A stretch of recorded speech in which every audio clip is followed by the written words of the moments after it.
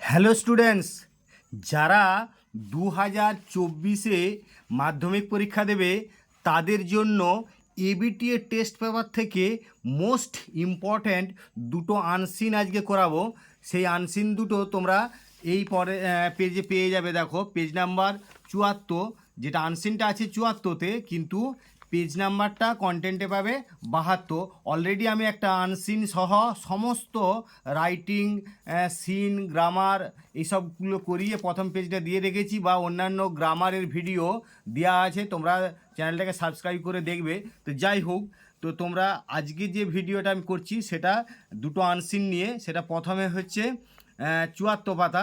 দেখো আনসিনটা আমি একটু পড়ে তোমাদেরকে মানেটা বলে দিই, তারপরে আমি প্রশ্নগুলোতে যাব। দেখো প্রথমে, world environment day is celebrated on June 5 all across the globe to spread the importance of conserving planet Earth, our one and only real home। তাহলে এই বিশ্ব পরিবেশ দিবস এটা 5ই জুন পালিত হয় সারা বিশ্ব জুড়ে। কী জন্যে? না, to spread the importance of conserving planet Earth. এই পৃথিবী গ্রহটাকে কনজার্ভিং অর্থাৎ সংরক্ষণ করার গুরুত্বটা ছড়াতে, যেটা হচ্ছে our one and only real home, আমাদের একমাত্র এবং প্রকৃত হোম বা আদি বাসস্থান। দি থিম ফর 2022 যে বিষয়বস্তু অনলি ওয়ান আর্থ, এই অনলি ওয়ান আর্থ এই বিষয়বস্তুটা focuses on our role as the citizens of the Earth. পৃথিবীর নাগরিক হিসাবে যে আমাদের ভূমিকা রয়েছে তার উপরই এটা আলোকপাত করে। To protect the environment and to encourage sustainable living everywhere and every day. কী জন্যে? না, আমাদের পরিবেশটাকে সুরক্ষিত রাখতে এবং সব জায়গাতেই একটা ভারসাম্যমূলক জীবনযাপন করতে, সব জায়গাতেই এবং প্রতিদিনই। It has become imperative to talk about climate change, pollution, and its effect on our fragile ecosystem, and to be able to live in a healthy environment as our basic human rights। তাহলে এটা একটা আদেশমূলক হয়ে দাঁড়িয়েছে যে আবহাওয়া পরিবর্তন, দূষণ এবং এর প্রভাবটা আমাদের এই ভঙ্গুর বাস্তুবিদ্যার উপরে যে এর প্রভাবটা, সেটা সম্পর্কে আলোচনা করাটা যেন একটা আদেশমূলক ব্যাপার হয়ে দাঁড়িয়েছে। And to be able to live in a healthy environment as our basic human rights, এবং আমাদের একটা স্বাস্থ্যকর পরিবেশের মধ্যে বসবাস করাটা আমাদের মানে মৌলিক একটা মানবিক অধিকারের মধ্যে পড়েছে। The world environment day is an initiative of the United Nations environment programme. এই বিশ্ব পরিবেশ দিবসটা একটা উদ্যোগ বা উৎসাহমূলক বিষয় হয়েছে এই ইউএনইপি বা ইউনাইটেড নেশনস এনভায়রনমেন্ট প্রোগ্রামের। In 1972, for the first time in the world, এই বিশ্বের প্রথমবারের মতো 1972 সালে a conference on the environment was held in Stockholm. এই স্টকহোমেতে এই পরিবেশের উপরে একটা সম্মেলন অনুষ্ঠিত হয়েছিল, United Nations Conference on the Human Environment. এই ইউনাইটেড নেশনসে সম্মিলিত জাতিপুঞ্জের মধ্যে স্টকহোমেতে এই একটা পরিবেশের উপরে সম্মেলন অনুষ্ঠিত হয়েছিল প্রথমবার 1972 সালে। Conference on the Human Environment, এই মনুষ্য পরিবেশের উপরে যে সম্মেলনটা, এই সম্মেলনটা হচ্ছে মনুষ্য পরিবেশের উপরে, which is also known as the Stockholm Conference, যেটা স্টকহোম কনফারেন্স নামেও পরিচিত। This gave birth to the world environment Day. আর এই কনফারেন্স বা সম্মেলনটাই জন্ম দিয়েছিল বিশ্ব পরিবেশ দিবসের। And also created the United Nations environment Programme. আর এর ফলেই সৃষ্টি হয়েছিল এই সংস্থাটা, যেটা হচ্ছে সংক্ষেপে UNEP. Some of the important themes from the recent years were, এই যে সাম্প্রতিক বছরগুলো গেল তার মধ্যে সেগুলোর মধ্যে কিছু গুরুত্বপূর্ণ যেগুলো বিষয়বস্তু ছিল এই বিশ্ব পরিবেশ দিবস পালনের, সেগুলো হচ্ছে কি না, যেমন 2018 সালে ভারতে সেটা বিট প্লাস্টিক পলিউশন, আর 2019-এ চায়নাতে যেটা পালিত হয়েছিল সেটা এয়ার পলিউশন। আর 2020-তে কলম্বিয়া এবং জার্মানিতে যেটা পালিত হয় বিশ্ব পরিবেশ দিবস, সেখানে ডাইভার্সিটি 2020-তে বিষয়টা ছিল সেলিব্রেট বায়োডাইভার্সিটি। আর 2021-এ পাকিস্তানেতে ছিল ecosystem restoration. The year 2022 marks the 50-year anniversary of the 1972 Stockholm conference. এই যে 1972 সালে স্টকহোম কনফারেন্স, যেটা 1972 সালে স্টকহোম কনফারেন্স নামে পরিচিত, সেইটার 50 বছর পূর্তিটা পালিত হলো 2022-এর এই বিশ্ব পরিবেশ দিবস পালনের মাধ্যমে। And this years host country, এবং এই বছরের আয়োজক দেশ ছিল Sweden. The place from where, এই জায়গাটা থেকেই এই পরিবেশ দিবস বা পরিবেশের উপরে যে একটা আমাদের সচেতনতামূলক পালন বা সচেতনতামূলক ব্যবস্থা নিতে হবে, সেটা কিন্তু এই জায়গা থেকেই শুরু হয়েছিল প্রথম। অনলি ওয়ান আর্থ, এই যে বিষয়বস্তুটা মানে থিমটা, only one earth is all about living সাস্টেনেবলি।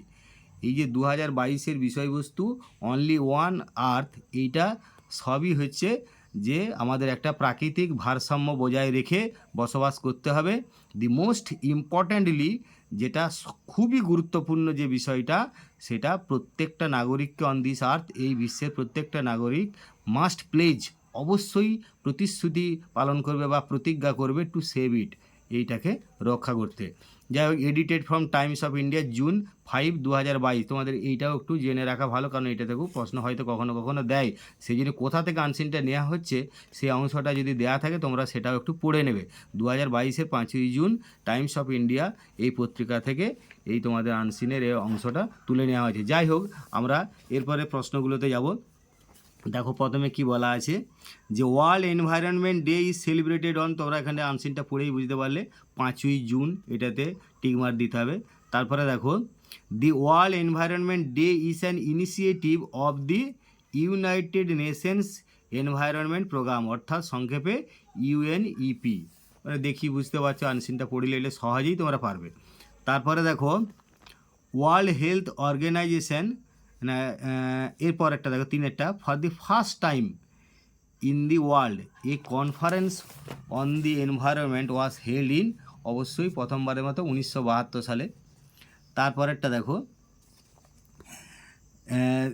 তারপরে 4-এর দাগে, this conference was held in the city named, অবশ্যই স্টকহোম। তোমরা প্যাসেজটা বারবার পড়বে।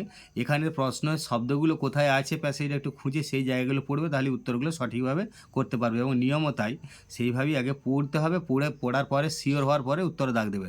United Nations Conference on the Human environment gave birth to দি, অবশ্যই ওয়ার্ল্ড এনভায়রনমেন্ট ডে। বারবার বলছি, এই শব্দগুলো যে জায়গাটা আছে সেই জায়গাটা পড়বে, পড়ে কনফার্ম হয়ে শিওর হয়ে দাগ দেবে। তারপর দেখো, the theme of beat plastic pollution was observed by India, এই বিষয়টা ভারতবর্ষে পালিত হয়েছিল যখন, সেটা কত সালে না 2018 সালে। তাহলে এখানে টিকমার্ক দিলে। এরপরে দেখো, each of the following statements is either true or false, write T for true and F for false, অর্থাৎ ট্রু হলে টি লিখবে আর ফলস হলে এফটা লিখবে, এবং তার জন্য সাপোর্টিং স্টেটমেন্ট দিতে হবে। তো দেখো, প্রথম আছে, the world environment day was observed after Stockholm conference. তাহলে এইটা কিন্তু এইখানে অবশ্যই আমরা টি বলবো, এবং কোন সাপোর্টিং স্টেটমেন্টটা দেখে বলবো না, এখানে দেখো প্রথমেই আছে এইখানে দেখো যে in 1972 for the first time in the world a conference on the environment was held in Stockholm, United Nations Conference on the Human environment. তাহলে ওইটা আমি হুবহুব দেখে এরকম সিঙ্গল ইনভার্টেড কমার মধ্যে লিখবো যে in 1972 for the first time in the world a conference on the environment was held in Stockholm. তারপরে হয়তো আমার যে অংশটা দেখে এটা টি না এফ প্রমাণ করতে হবে, সেই অংশটা একটু কিছুটা আমি ছেড়ে দিলাম, দিয়ে ডট ডট দিয়ে this gave birth to the world environment day. বারবার বলা হচ্ছে যে অংশটা তোমার দরকার সেই অংশটুকু করবে, বাকি অংশগুলো এরকম কয়েকটা ডট দিয়ে ছেড়ে দিয়ে আর কিন্তু পুরোটাই সিঙ্গল ইনভার্টেড কমার মধ্যে লিখবে। তারপরেরটা দেখো বলা আছে যে এইখানে the Stockholm Conference has completed 25th year in 2022 না, এটা তো 50 বছর পূর্তি। তাহলে তোমরা এই যে এইখানে পরিষ্কার লেখা রয়েছে দেখো যে এইটা, এগুলো বারবার বলছি কোথায় আছে সেটা একটু দেখবে, দেখে তারপরে করবে। তাহলে এইটা এবছরে 50 বছর পূর্তি, এখানে পরিষ্কার সেন্টেন্সে লেখা থাকবে, একটু খুঁজে দিয়ে দেখবে। যে দেখো এইখানে আমাদের এরকম যতবার না পাবে ততবার বারবার এরকম করে দেখতে থাকবে, দেখে এইখানে লাস্টে যখন তোমার মনে হলো যে না আমি এখানে দেখলাম পেলাম না, দিয়ে শেষ পর্যন্ত দেখবে। তাহলে এখানে যেমন দেওয়া আছে দেখো 50 ইয়ার অ্যানিভার্সারি। তাহলে বারবার বলছি যে যখনই কোনো প্রশ্নের শব্দগুলো পাবে, সেই শব্দগুলো প্যাসেজে কোথায় আছে সেই জায়গাটা খুঁজে সেই জায়গাটা দেখে তারপর শিওর হয়ে করবে। তো এখানে দেখো সেই অংশটা আমি দেখে লিখে দিলাম যে দি ইয়ার 2022 marks the 50 year anniversary of the 97 Stockholm conference. এরপরে তারপর পরেরটা দেখো 3 নম্বরেরটা এখানে বলা আছে যে the theme of the World Environment Day for 2022 was air pollution, কিন্তু এটা অবশ্যই ফলস, কারণ the theme for 22 only one আর্থ, এটা আমি প্রথম থেকেই পাচ্ছি। তারপরে কিছু না লিখে মানে ফোকাসেস অন আওয়ার রোল, এখানটা আর বাকিটা আমার লেখার দরকার নেই, কারণ এইটুকু লিখলেই আমার প্রমাণ হয়ে যাচ্ছে যে হ্যাঁ এটা ঠিকই আছে। তাহলে এবার আমাদের প্রশ্নগুলো এখানে কিন্তু বারবার বলছি, এই প্রশ্নের শব্দগুলো তোমার প্যাসেজে কোথায় আছে একটু খুঁজবে, খোঁজার পরে সেই জায়গাটাতে উত্তরটা পাবে। আমি দেখো তোমাদের সুবিধার্থে কিন্তু পুরোপুরি লাইনগুলো তুলে দিয়েছি যাতে করে তোমরা নির্ভুলভাবে উত্তর লিখতে পারো। দেখো প্রথমে কী আছে, what is the purpose of observing the world environment day all across the globe. তাহলে এইখানে দেখো হুবহুব দেয়া আছে, আমি একদম পুরো দেখে লিখে দিয়েছি দেখো, কারণ তোমাদের এখানে চেঞ্জ করারই দরকার নাই। এখানে যেমনভাবে আছে যে world environment day is celebrated on June 5 all across the globe to spread the, কী জন্যে না, to spread the importance of conserving planet Earth our one and only real home. তাহলে আমি এইটাই হুবহুব দেখে লিখে দিই, তাহলে আমি নির্ভুলভাবে উত্তর হবে, আমার মানে কোনো কিছু চেঞ্জ করার দরকার নাই। তোমার সেইভাবেই দেখো করা আছে যে world environment day is celebrated on June 5 all across the globe to spread the importance of conserving planet Earth our one and only real home. তাহলে বারবার বলছি যে যখন দেখবে এই উত্তরটা প্রায় সময়ই থাকবে তোমাদের, যে হুবহু আমার তুলে লেখা যাচ্ছে একটা সেন্টেন্স, আমরা সেই ক্ষেত্রে তুলে লিখে দেবো। তারপরেরটা দেখো আছে, বলা আছে যে what is the theme for world environment day 2022। এখানে একদম হুবহু লাইনটাই আছে, তো আমি সেটা কি এইভাবে একটু দেখে লিখে দিলাম যে the theme for world environment day 2022 is only one আর্থ। মানে এটা ছোট উত্তর, ওখানে একটু সাজিয়ে লিখলেই তোমরা কী করতে হবে বুঝে যাচ্ছ। তারপরে দেখো বলা আছে রাইট দি, এখানে বলা আছে দেখো যে 3 নম্বরে write some of the important themes of World environment Day from the recent years. তো এইখানে আমার একদম তো মিলে যাচ্ছে সম্পূর্ণভাবেই, some of the important themes from the recent years. আমি উত্তরটা বড় হোক না, আমি তো এখানে পুরোপুরি দেখে লিখে দেবো, কারণ আমার বড় হলেও কোনো অসুবিধা নেই। যেমনটি আছে একবার সেম টু সেম লিখে দিলি একদম নির্ভুল টু দি পয়েন্ট কারেক্ট উত্তর হয়ে যাচ্ছে। তাহলে আমি সেইভাবেই লিখে দিয়েছি। দেখো তোমাদের এটা বোঝার সুবিধার্থে বারবার বলছি যে যেমনভাবে থাকবে তোমরা একবারে সেম টু সেম লিখে দেবে উত্তরটা সঠিক হলে। Some of the important themes from the recent years were, এই যে বিট প্লাস্টিক পলিউশন, তারপর air pollution, celebrate biodiversity and ecosystem restoration, যেমন আছে তেমন একবারে সেম টু সেম লিখে দেওয়া, যাতে করে তোমাদের নির্ভুলভাবে উত্তরটা হয়। তোমাদের নিজেদের মানে বানাতে যে অসুবিধায় হয়তো পড়তে পারো, দুটো একটা শব্দ চেঞ্জ করতে পারলে ভালো, কিন্তু অসুবিধা হতে পারে যদি তুলে লিখলে হয়ে যায়, তাহলে তোমরা অবশ্যই সেই জায়গাটা পুরো লিখবে এবং একদম সম্পূর্ণভাবে নির্ভুল হবে এবং তোমরা পুরো নম্বর পাবে, তোমাদের কোনো চিন্তার কিছু কারণ নাই। তারপর দেখো what has become imperative to talk about the environment. তো এটাও তো তোমাদের অসুবিধা কিছু নাই, কারণ এটাও দেখো ইট হ্যাজ বিকাম, এই যে এখানে দেওয়া রয়েছে লাইনটা যে ইট হ্যাজ বিকাম, এই যে ইট has become imperative to talk about climate change, যেমন আছে তেমনি একবার সেম টু সেম লিখে দিলাম। তার মানে সেম টু সেম তোমরা এখানে লিখে দিলেই হবে, যে আমি যেমনভাবে লিখেছি তোমরা সেম টু সেম এখানে লিখে দাও। একবারে পুরো ওখানটা লাইনটা তুলে লেখা আছে দেখো, it has become imperative to talk about climate change pollution and its effect on our fragile ecosystem and to be able to live in a healthy environment as our basic human rights. যাই হোক, আমরা তোমরা এখানে করলে এবারে পরবর্তী আমরা গ্রামারের পেজটা আনসিনের পেজটা চলে যাব। যে পেজটা হচ্ছে তোমরা কন্টেন্টে পাবে 104 পাতা, আমি এখানে 106 পাতায় আনসিনটা রয়েছে। দেখো আনসিনটা একটু মানেটা তোমাদের বলে দিই। দেখো, Kolkata 18 April, as the mercury levels in the city হওয়ার অ্যারাউন্ড 40 ডিগ্রিস। যেহেতু পারদের মাত্রা প্রায় কলকাতা নগরটাতে পারদের মাত্রা 40 ডিগ্রি ছুঁই ছুঁই, অথরিটিস অ্যাট জুওলজিক্যাল গার্ডেন আলিপুরের এই জুওলজিক্যাল গার্ডেন অর্থাৎ চিড়িয়াখানা কর্তৃপক্ষ হ্যাভ ইমপ্লিমেন্টেড বাস্তবায়িত করেছে number of summer care measures, কিছু সংখ্যক গ্রীষ্মকালীন যত্নমূলক ব্যবস্থা নিয়েছে টু বিট দি হিট, এই তাপপ্রবাহের সঙ্গে মোকাবেলা করতে বা তাপপ্রবাহকে পরাজিত করতে, and keep the animals in the enclosures as comfortable as possible, এবং এই জীবজন্তুদেরকে তাদের খাঁচার মধ্যে যতটা সম্ভব আরামদায়ক রাখতে। Enclosures have artificial water pools in them for the animals to drench and submerge.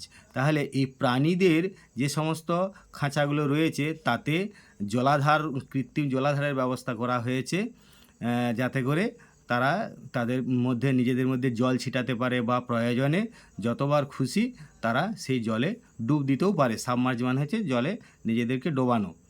Once the water gets hot, আর একবার যদি জলটা গরম হয়ে যাচ্ছে, দি পুলস আর রিফিল, তাহলে সেই পুল বা জলাধারগুলোকে পাল্টে আবার জল ভরে দেওয়া হচ্ছে।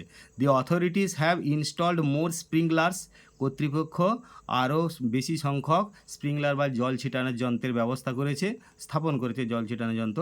Which are used to bathe them, যেগুলো ব্যবহার করা হয় সেই জীবজন্তুদেরকে বা প্রাণীগুলোকে স্নান করাতে মাল্টিপল টাইমস, বহুবার, থ্রু আউট দি ডে, সারাদিনে বহুবার স্নান করানোর জন্যে।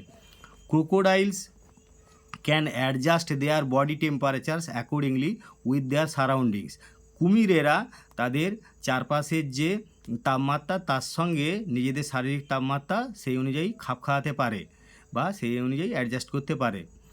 দে have been staying in the water most of the time, তারা জলেতেই অধিকাংশ সময় থাকছে।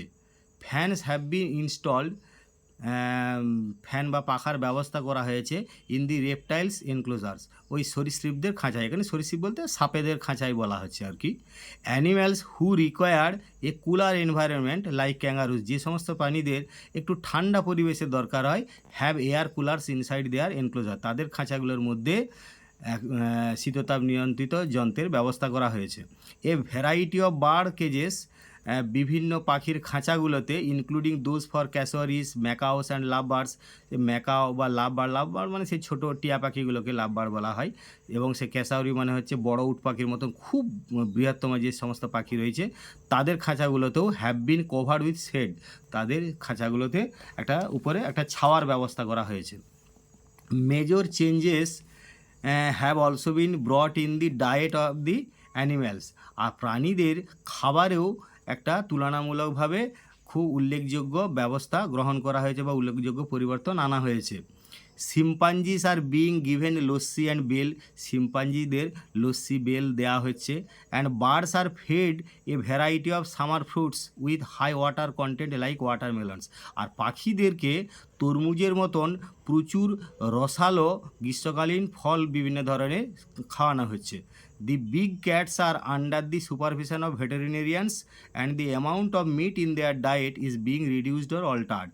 আর বিড়াল প্রজাতির যে সমস্ত প্রাণীরা রয়েছে তোমরা জানো, বাঘ, চিতা ইত্যাদি, সেগুলোকে ওই যেগুলো প্রাণী বিশেষজ্ঞ বা আমরা জানি ভেটেরিনারিয়ান মানে হচ্ছে প্রাণী চিকিৎসক, সেই প্রাণী চিকিৎসকদের তত্ত্বাবধানে রাখা হয়েছে এবং তাদের খাবারে মাংসের পরিমাণটাকে কমানো হয়েছে অথবা পরিবর্তন করা দেওয়া হয়েছে।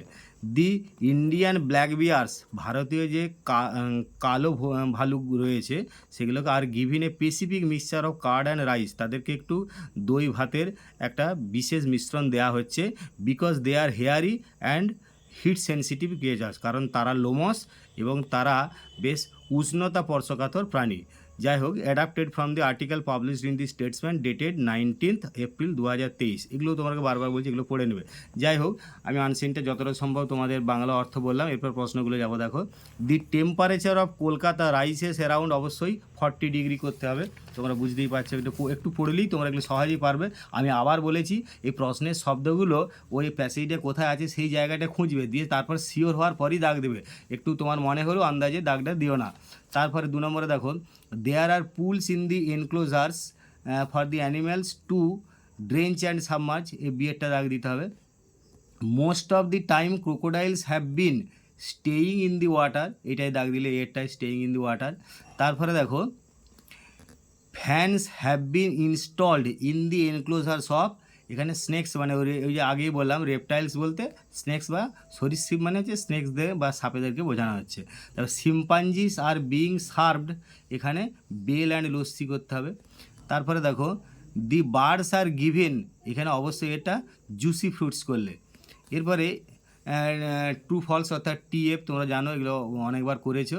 এখানে টিএফের পাশাপাশি সাপোর্টিং স্টেটমেন্ট লিখতে হবে। তো সাপোর্টিং স্টেটমেন্ট যখন লিখবে তখন তোমরা ওইখান থেকে হুবহু লাইন তোলার জন্য সিঙ্গেল ইনভার্টার কমার মধ্যে করতে হবে। তাহলে প্রথম একটা দেখো, the zoo authorities have taken measures to make the environment comfortable for themself, নিজেদের জন্যে আরামপ্রদ ব্যবস্থা নিয়েছে বা আরামদায়ক পরিবেশটাকে করতে ব্যবস্থা নিয়েছে, কিন্তু নিজেদের জন্য তো নয়, সেটা প্রাণীদের জন্য। তাহলে সেই জন্য এটাকে ফলস বলে এরকম তোমাকে লাইনটা লিখতে হবে। এই লাইনটা রয়েছে দেখো, যে authorities at zoological garden Alipore have implemented a number of summer care measures to beat the heat and keep the animals, এটাই হচ্ছে মূল ব্যাপার, keep the animals in the enclosures as comfortable as possible. তাহলে প্রাণীদের যাতে করে আরামদায়ক ব্যবস্থা হয় তার জন্যে তারা ব্যবস্থা গ্রহণ করেছে বা প্রাণীদেরকে আরামে রাখার ব্যবস্থা তারা গ্রহণ করেছে। তারপরে 2 নম্বরেরটা দেখো কি বলছে, যে the animals are allowed to shower themselves multiple times, হ্যাঁ, যে প্রাণীদেরকে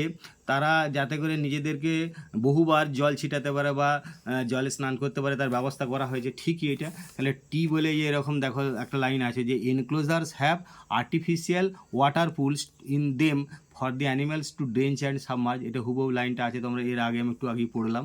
তারপরে 3-এরটা দেখো, বলা আছে যে air coolers have been installed outside the enclosures of kangaroos, কখনো আউটসাইডে না ইনসাইডে, তার মানে এটা তাহলে ফলস করতে হবে। তাহলে এইখানটা আছে দেখো, পুরো সেন্টেন্সটা আমি না লিখে একটু ডট ডট দিয়ে চলে এলাম, দিয়ে কিছুটা এই জায়গাটা লিখলে আমার প্রমাণ হয়ে যাবে যে ট্রু না ফলস। তাহলে like kangaroos have air coolers inside their enclosure, এখানে কিন্তু ইনসাইড মানে ভিতরে। তারপরে এবারে আমি প্রশ্নগুলোতে চলে যাব। দেখো এখানে প্রথম প্রশ্ন হচ্ছে, what measures have been taken for the animals to make themselves wet, তাহলে এটা হুবহুব এরকমভাবেই আমরা করতে, এনক্লোজার্স হ্যাভ আর্টিফিশিয়াল, এই একটু আগে করলাম, মানে পুরো ট্রু ফলসের যে তোমরা সাপোর্টিং স্টেটমেন্ট লিখে সেইটাই হুবহু লিখে দিলি, হচ্ছে যে enclosures have artificial water pools in them for the animals to drench and submerge. তাহলে এইটা কি ব্যবস্থা নেওয়া হয়েছে না, যে আর্টিফিশিয়াল ওয়াটার পুলস রয়েছে সেই তাদের খাঁচার মধ্যে।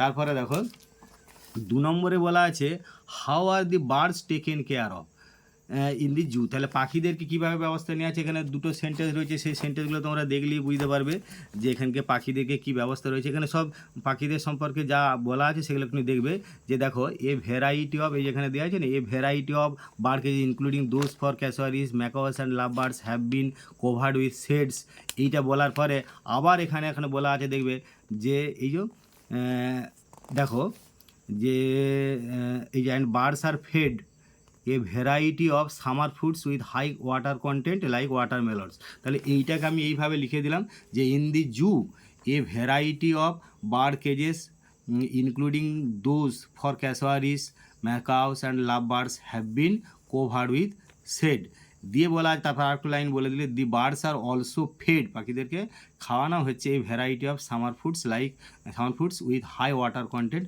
লাইক ওয়াটারমেলনস, তাহলে এইটা বলে দিলেই হবে দেখে। তারপর 3 নম্বরে বলা আছে দেখো, যে who take care of the big cats and how, এখানে বলা আছে যে আন্ডার দি বলা আছে না, যে আন্ডার দি ভেটেরিনেরিয়ানস, এখানে দেখো the big cats are under the supervision of veterinarians, তাহলে এইটা যেমনটি বলা আছে ঠিক সেরকমভাবে আমরা হুবহু লিখে দিচ্ছি যেমনভাবে বলা আছে। তো দেখো এইখানে বলা আছে মানে সেইটাই আমরা সেম টু সেম লেখা দেওয়ার পরে এরকমভাবে বলবো, কি বলা আছে দেখো, যে the big cats are under the supervision of veterinarians and the amount of meat in their diet is being reduced or altered। তাহলে এটা এরকম করে হুবহুব বলে দেওয়া যাবে। তারপরে 3 নম্বরে লাস্ট একটা দেখো কি বলা আছে, what are given to the Indian black bears and why.